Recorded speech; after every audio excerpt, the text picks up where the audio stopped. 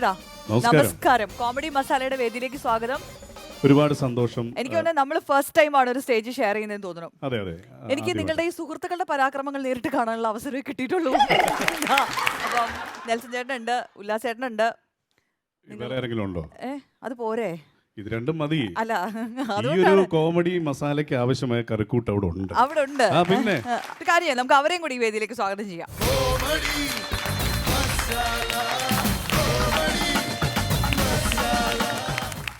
അപ്പൊ ഇനി കുറച്ച് സമയത്തേക്ക് the stage is all yours. Okay, thank you. നമ്മുടെ മലയാളത്തിന്റെ പുണ്യമായ പത്മശ്രീ ഭാരത് ലഫ്റ്റനന്റ് കേണൽ ശ്രീ മോഹൻലാൽ ആടിത്തിമിർത്ത് ഒരുപാട് സിനിമകളുണ്ട്. അതിലൊരു സിനിമയിലെ ഡയലോഗാണ്, ആരാ മോനെ ദിനേശ ഈയരപ്പാളിത്തരവ് കാണിച്ച് നീയാ. ഈ ഡയലോഗ് നമ്മുടെ സാക്ഷാൽ അന്തരിച്ച മഹാനടൻ ശ്രീ തിലകൻ ചേട്ടനാണ് ഇത് പറഞ്ഞിരുന്നതെങ്കിൽ എങ്ങനെയായിരിക്കും എന്ന് നമുക്ക്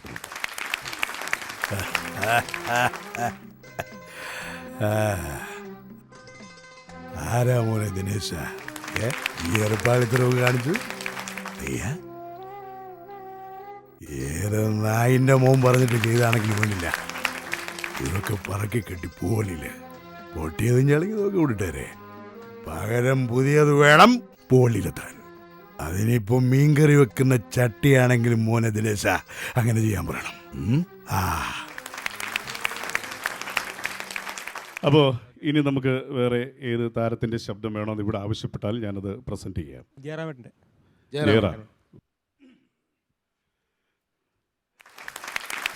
എല്ലാവർക്കും നമസ്കാരം. ഇവിടെ വരുവാനും അമൃത ഒരുക്കുന്ന ഈ കോമഡി മസാലയുടെ ഉദ്ഘാടന കർമ്മം നിർവഹിക്കാനും എന്നെ ക്ഷണിച്ചതിൽ ഒരുപാട് സന്തോഷമുണ്ട്, ഒരുപാട് നന്ദിയുണ്ട്. ഈ പരിപാടി ഗംഭീരമാകട്ടെ, 1000 എപ്പിസോഡ് ഇതിങ്ങനെ പോയിക്കൊണ്ടേയിരിക്കട്ടെ എന്ന് ഞാൻ ആഗ്രഹിക്കുകയാണ്, പ്രാർത്ഥിക്കുകയാണ്. നന്ദി, നമസ്കാരം. നമ്മുടെ മലയാള സിനിമയുടെ സംസ്ഥാന അവാർഡ് ജേതാവായ പ്രിയപ്പെട്ട ഇന്ദ്രൻ സിയേട്ടൻ. ഗൗരിക്കുഞ്ഞ്,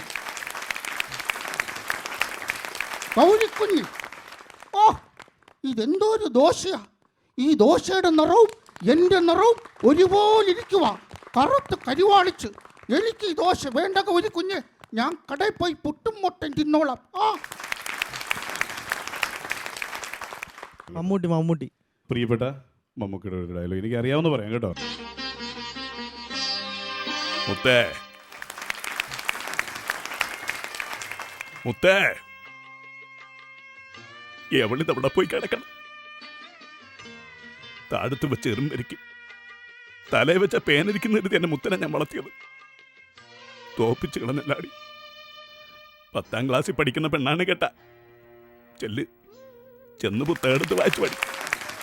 കണ്ട മണകണാഞ്ചന്മാരോട് നടക്കരുത് കേട്ട. മകളെ അച്ഛനെ കരയിപ്പിക്കല്ലേ മുത്തേ. ചെല്ല്.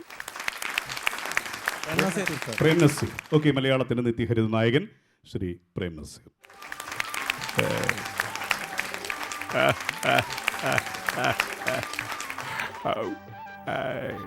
പ്രിയമുള്ള എൻ്റെ നാട്ടിൽ നിങ്ങളെയൊക്കെ കാണുമ്പോൾ സത്യത്തിൽ എനിക്ക് രോമാഞ്ചമാണ്.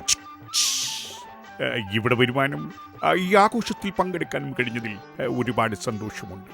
എല്ലാവർക്കും എൻ്റെ നന്ദി, നമസ്കാരം. ജഗതി ചേട്ടന്റെ ശബ്ദം.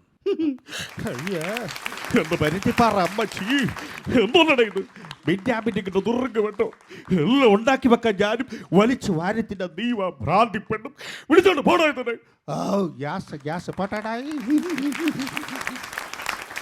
ഇനി ഒരു പേര് ഞാൻ പറഞ്ഞാൽ മതിയോ? MG സോമൻ. ഓക്കെ.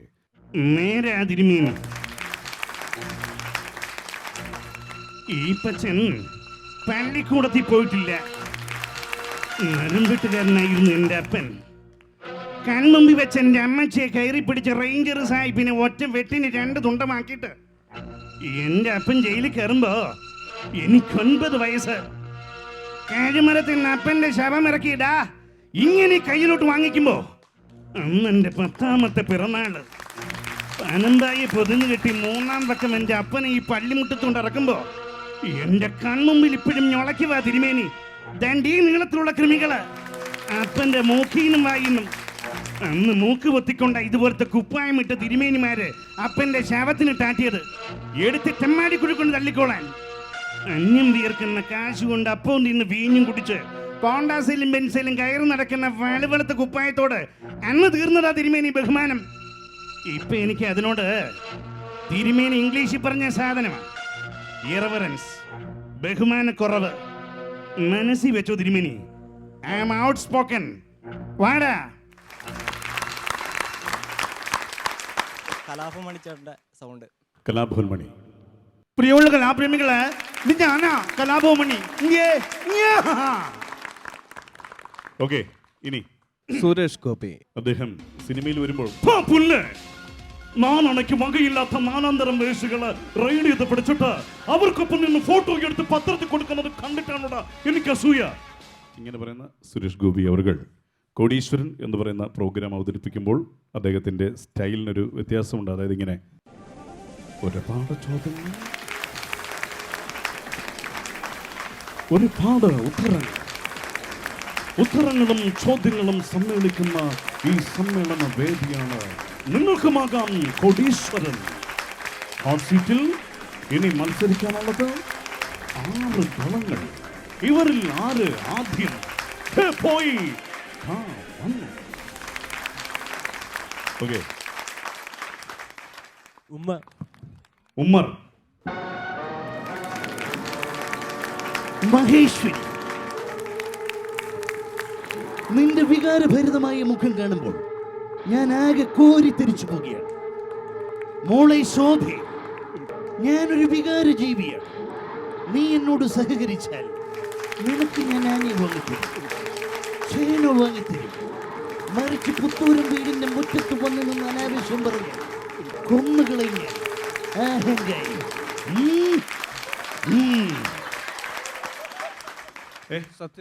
സത്യൻ മാഷ്. ഓക്കെ, അമ്മേ, അമ്മച്ചി, എന്താ അമ്മേ ഇവിടെ ഒരു ശ്മശാന മൂകത? അമ്മേ, സ്വന്തം അച്ഛനെ തല്ലിക്കൊന്ന് കെട്ടിത്തൂക്കിയതാണോ അമ്മേ ഞാൻ ചെയ്ത തെറ്റ്? സരളെ ഇവിടെ വരൂ, നമുക്ക് ഈ ചരലിക്കിടന്ന് ഒന്നുരുളാം. അടുത്തായിട്ട് ഞാനൊരു താരത്തിന്റെ ശബ്ദമാണ് ആവശ്യപ്പെടുന്നത്. ഈ സാംബശിവൻ സാറിന്റെ ശബ്ദം. കലാസ്നേഹികളെ, നിങ്ങൾക്കെൻ്റെ അഭിവാദ്യങ്ങൾ. എനിക്ക് നമ്മുടെ ഒരു കഥാപ്രസംഗ പരിപാടി അവതരിപ്പിക്കുവാൻ അവസരമൊരുക്കി തന്ന ഇതിൻ്റെ നല്ലവരായ സംഘാടക സുഹൃത്തുക്കൾക്ക് എൻ്റെയും എൻ്റെ പാർട്ടിയുടെയും സ്നേഹനിസ്യമായി നന്ദി പ്രകാശിപ്പിച്ചുകൊണ്ട് കഥാപ്രസംഗ പരിപാടി ആരംഭിക്കുന്നു. അഭിവാദ്യങ്ങൾ.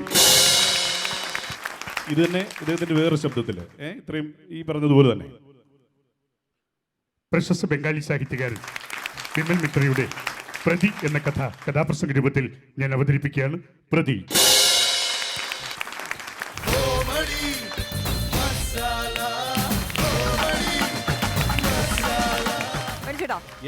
ഗംഭീരാക്കി. അപ്പൊ കുറച്ച് സമയം കൊണ്ട് നമ്മുടെ ഓഡിയൻസ് പറഞ്ഞ സ്റ്റാർസിനെയൊക്കെ ചെയ്ത് പാട്ടൊക്കെ പാടി മ്യൂസിക് ഒക്കെ ചെയ്ത് ഇവിടെ നിന്ന് കൊഴുപ്പിച്ചു. So thank you so much. അപ്പം വീണ്ടും വരിക. നന്ദി.